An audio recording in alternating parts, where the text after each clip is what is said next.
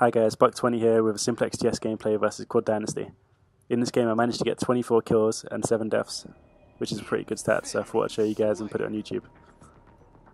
As you can see in this game, I'm not playing with my actual full roster, as JC wasn't available to play, so we had Foxy subbing in for us. So it was myself, Buck57, my brother, Foxy and Inspired to Kill. We did pretty well as a team, and also Quad Dynasty had a sub as well, so it was kind of fair. Throughout the entire game I'm just trying to control purple. I'm kind of new to this map as I used to play the older Simplex. However, I think I did a pretty good job of controlling top purple and P1. P1's quite a good place to control that not many people use, as you can actually see top middle from P1, which is a really good angle to have when overshield's coming up. Also, when you sit in P1 you can look through the glass as you're pushing up to P3, so you can actually see if anybody's up there. And not many people use that, which is a really good kind of trick to use when you're pushing pink or purple.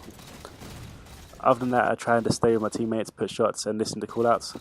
That's the main reason why I got 24 kills, as I was listening to callouts really well. Also, I'm quite an aggressive player, so you'll see me pushing up quite a lot. Every time I get a kill, I'll try and push further across the map if I can, and try and get in the other team's face and just put pressure on them. Some games I get away with it, other games I don't, so as you see in some games I do get about 20 deaths, but in other games it does really pay off and I get 20, I don't know, like in this game where I got 24 kills.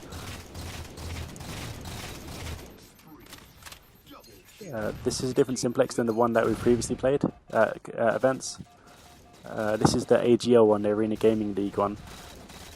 This is more of a, I believe it's more of a simple Simplex, as in it's more basic, but it still works well, and it's more of a run and gun kind of map now. It's a lot more fast paced, which could be good for spectators. I personally prefer the older one, but most of Europe preferred this one, so we're playing this one at the next event, which I don't really mind. It just means I need to get used to it a bit more.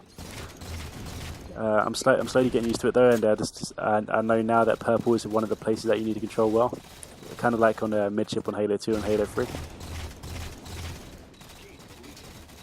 Also, their spawns are quite predictable. They normally spawn at back blue or black or back red on the purple or gold side, so you can normally predict where they're going to spawn and put a few shots on that area. As I said earlier, we're using a sub to Foxy, as JC wasn't available due to his connection playing up. His connection's been playing up for about 2 or 3 months now, but he's recently moved house and he's switched to a different ISP. So now he's on Virgin Media instead of BT, and it's actually working out for him. He contacted Virgin Media after a day or 2 of having it and complaining about his connection. And since then I've been monitoring his connection really closely, and we've actually seen an improvement on his line. So hopefully, fingers crossed, he should have a good connection for the rest of our practice before EGL.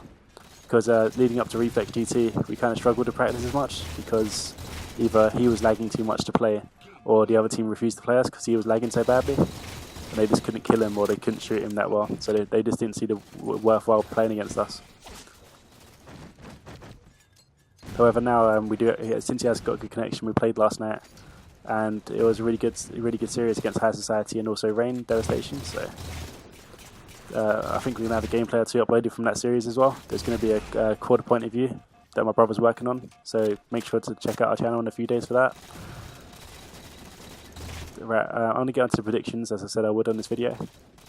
The top 3 predictions that I've got for Halo EGL9 is that I think that High Society, Devastation and also Tech are going to be in the top 3 come EGL9.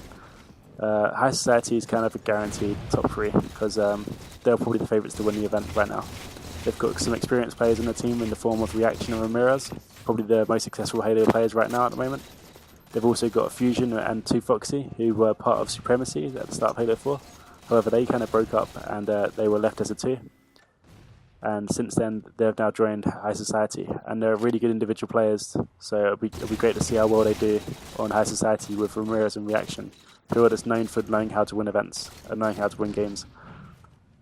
Apart from that, we also have Devastation, as I mentioned. They're a newly formed team.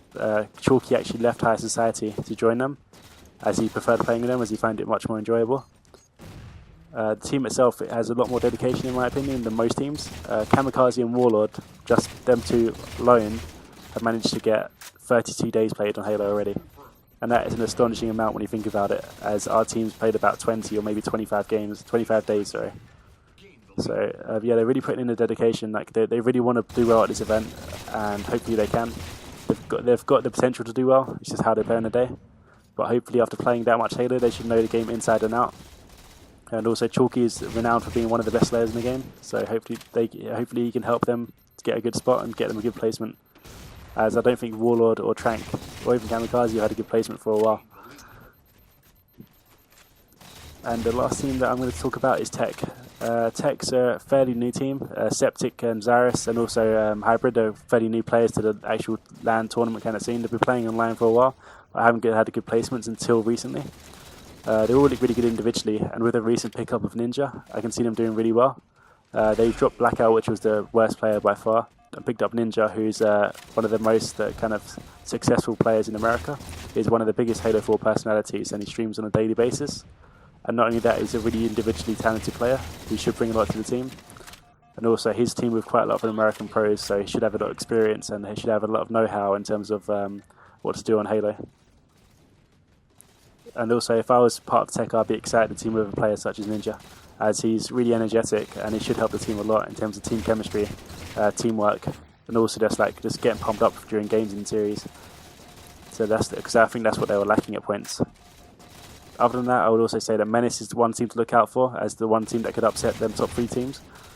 But they have to be playing well on the day, and I'm not really sure about them as they've always been good online, but when it comes to LAN, they kind of struggle sometimes.